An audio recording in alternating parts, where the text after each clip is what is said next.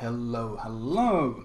For those that aren't aware, I've recently reached rank 5 in the ranked. You currently can't really advance that much further since there's not enough people in the bracket.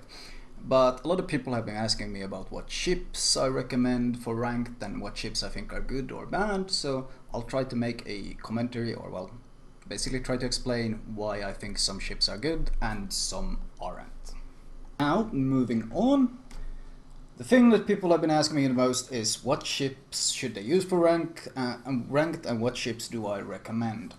Well, I'm not going to be talking much about T6. I'm just going to briefly cover it, very briefly actually. Honestly, at T6 it doesn't matter that much what ship you...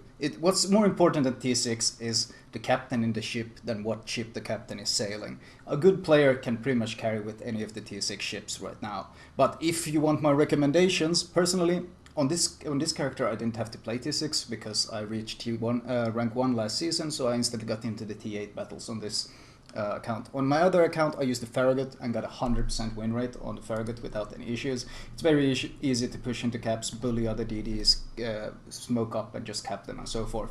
Other strong options are probably Cleveland, Arizona, New Mexico, Ruyu is probably going to be strong character, Fuso of course, all of these, Budionni, all of these are probably very strong options. But in general, advancing past T6 should be fairly easy. It's very few games and you can't lose the rank, but many of the ranks are unlosable. What is it called? It's called, they are irrevocable, that's what it's called. So basically you should be able to advance through these ranks fairly easily, just winning a couple here and there and you'll easily advance through these irrevocable ranks. Now, moving on to T8. I'm going to be splitting up the ships into different tiers. S tier, A tier, B tier, and finally D. Yes, I'm skipping C completely.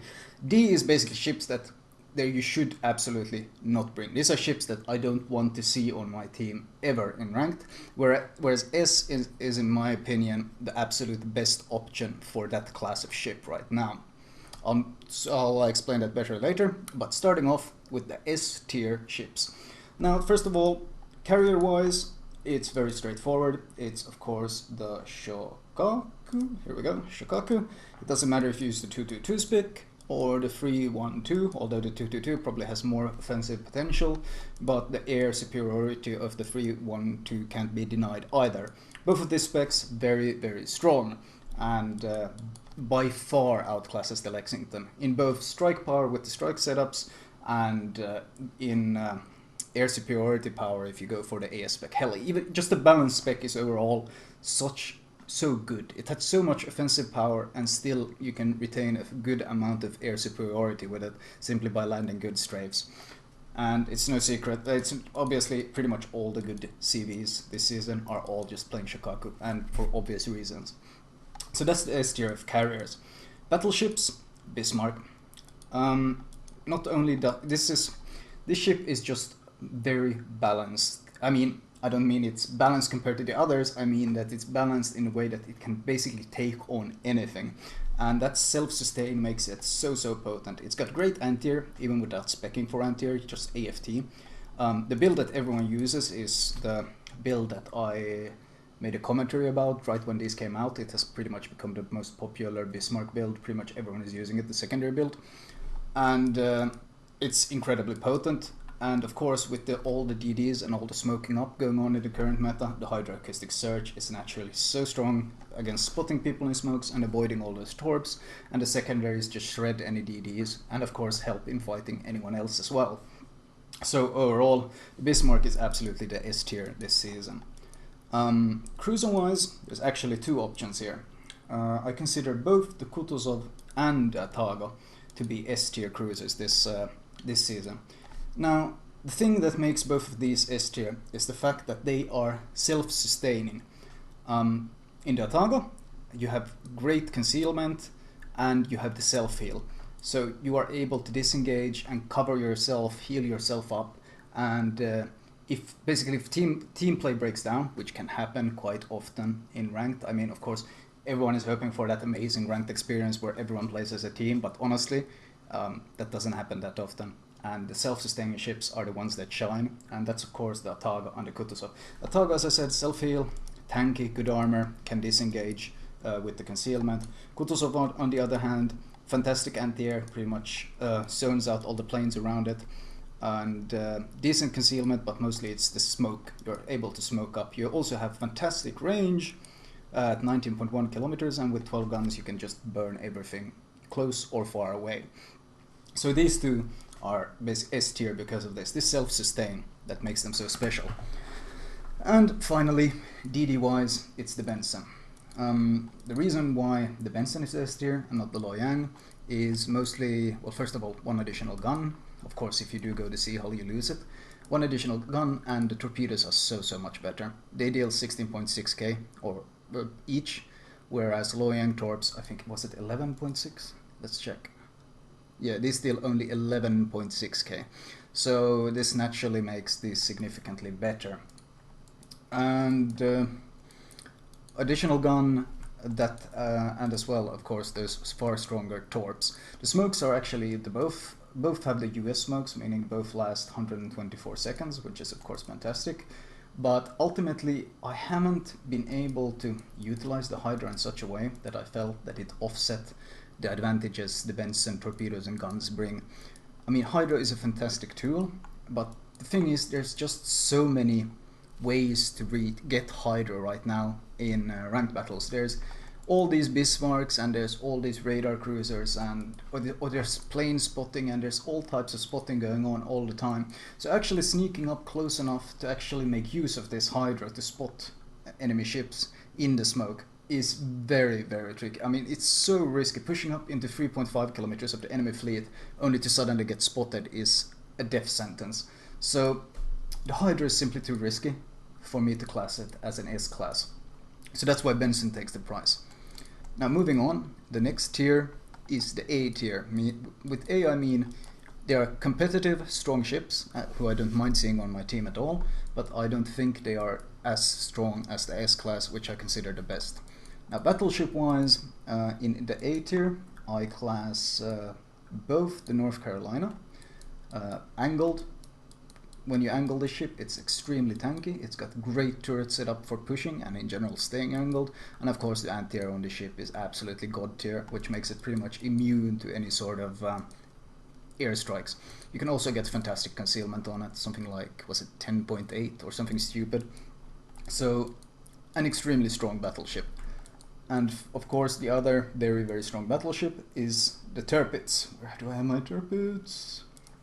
Here we go. Tirpitz. Once again, incredibly strong brawler, very tough to citadel, impossible to citadel in brawling range, strong torpedoes. Overall, with the right spec, you have pretty good anti-air, just very tanky and very strong. One of the best brawlers, absolutely. The lack of hydro puts the Bismarck above it, and the North Carolina's lack of brawling capability means that in the current smoke meta, it's simply not quite as strong. And of course, you got to point out the North Carolina's 21% torpedo protection. Not that any of these others have that good of a torpedo protection, but still, it's the weakest. And considering you're probably going to hit a torp or two, it adds up. But they are both highly competitive ships. I don't think of them as good as the Bismarck, but certainly highly competitive and very strong ships. Cruiser-wise, the only cruiser that I rank in the A class is the Chapayev. Now, the Chapayev gets the A class, whereas the New Orleans does not. The reason is mostly because the Chapayev has far better range. It can utilize the range far better. It's got better concealment, and it's got better concealment firing capabilities. And of course, one of the reasons is that the radar has better range. It has 11.7, whereas the New Orleans radar is only 9 kilometers. Now, that's a 2.7 kilometer difference, which is huge. Yes, the New Orleans radar lasts for 30 seconds, whereas this one only lasts for 20 seconds. But the Chapayev radar is much easier to use, because you don't have to get nearly as close to the capture points to be able to use it. So you don't have to play nearly as unsafe as you have to do on the New Orleans to get the full strength out of your radar, which is what makes the Chapayev simply more competitive. I mean, in a perfect team where there's perfect team play, I would say the New Orleans is stronger because it's a better brawler with better armor, and the longer lasting radar is fantastic. But the simple fact is you are rarely going to get that perfect gameplay, and far too many times on my alt that I play New Orleans in ranked with, I've been caught out in the open, being far too close to the enemy and with no DD to smoke me up because they were off doing something else, and I've basically gotten killed because of that. And that really doesn't happen as easily in the Chapayev, simply because you have you're further distance away from the enemy, and you are able to basically disappear in concealment thanks to that. And finally, A-class DDs. I rank both the Loyang and the Fubuki as A-class DDs. Loyang, once again, even though I said it's tough getting the full use out of the Hydra, that doesn't mean that using Hydra isn't a fantastic tool, especially for protecting your own fleet and yourself. Highly likely that you'll ever get torped in the Loyang. You can just sit and smoke and spam all day without having to worry about being torped, which is quite comfortable. And of course, you're keeping the rest of your fleet safe if they're sitting in the same smoke as you are. So the Hydra, while it's not as much of an offensive tool as in random battles, it's a very strong defensive tool for the Loyang, and that makes it very competitive in my eyes. And for the same reason, the Fubuki, with the right captain. I actually don't have a Fubuki here. Let's see, let's select the Fubuki. The Fubuki, of course, you can get incredible stealth on. 5.4, it got great guns, well, good guns, and it's got great torps. So this combination with extremely good concealment, the best concealment, allows it to outspot Benson's, which is very strong, and of course the torpedoes are extremely deadly. So, well, actually they're fairly close to the Bensons, aren't they? Yeah, fairly close to the Bensons. No, wait, these are the ones. I guess these are the ones people are using, I assume. I haven't checked the Benson in a while, but they're definitely stronger, faster reload, and of course the much better concealment makes it a very competitive DD, provided it's played right. Usually Fubuki is one of those DDs you often see played wrong in ranked. Now finally, B-class. These are ships that I don't consider competitive, but they are okay. I mean, it's not really ships that I like to see, but it's not a disaster if they happen to be in my team either. Now there's two ships in that list. First is Amagi. The Amagi has kind of been power creeped out of the meta. It used to be quite strong in the meta, but it's kind of been pushed out for multiple reasons. First of all, with both the Bismarck and the Tirpitz being in the game, you have two extremely strong brawlers, and the Amagi doesn't have that turtleback armor to protect it. So if you try to brawl in this thing, you will easily get citadeled. So that means whenever one of these battleships pushes against you, you have to retreat, because you can't go into a brawl with them because you're going to lose it. And now it does have some strengths, for example, the fantastic torpedo protection, 43%, which is very, very strong. And and another point, of course, is the range that you only get to 20, but in ranked that's honestly plenty. But these issues, these things all add up, especially the fact that this is pretty much the only, besides the North Carolina, this is the only battleship that simply can get deleted so easily. It's quite easy to citadel a broadside Amagi. I have seen already Amagi get 3 or 4 citadel and instantly sunk on the enemy team, and that just highlights the case that if you end up in a situation where you have to show broadside, you are very much screwed on this ship. And unlike the North Carolina that can simply reverse and still be very effective with 6 guns in the front, the turret placement is so spread out on the Amagi that, well, you pretty much have to give a lot of broadside to be able to use your full power, and that exposes you to that citadel risk. And that's simply the reason that it's not as competitive. It's been pushed out. In the past, the reason why it was competitive was because it had such good accuracy at range, but considering they have buffed the North Carolina accuracy, and the Tirpitz and the Bismarck doesn't need the accuracy as much since they like to push anyway and get close and personal, it's kind of been pushed out of the meta, which is a shame. But that's just the way it is. I played Amagi quite a bit on my alt account. I think I've only played a few games, but I won them all with my in ranked, but you can still feel the differences between playing this and playing a more competitive battleship. The other B-class cruiser is the New Orleans, which I've also been playing a fair amount in ranked. Now, it's a radar cruiser, which is of course very, very strong, but once again, the issues I mentioned with the Chapayev, you have to get too close to be able to be useful. I mean, if you have to fight another cruiser in a brawling style, then you're actually quite strong because your frontal armor is very tanky. Your AP is great, your anti-air is also quite good, even though the range on the AA could definitively maybe use a buff even. But the issue is that the range of radar often puts you at risk, and there are some maps like Mountain Range, which is a very open map, which often just leaves you as a victim. Whenever you try to be useful with your radar and smoke runs out and a DD isn't there to basically hold your hand, you absolutely get slaughtered. So yeah, B class. It's on some maps it gets to shine, where it's plenty of cover like Trident, where it can sit behind the island and just radar everything all the time. But most on open maps the ship simply suffers. Now finally we'll get to D class. Yes, skipping C class. D class are ships that I really don't want to see in my team, because they are simply completely outmatched by their opposition. Starting with the carrier, there's of course the Lexington.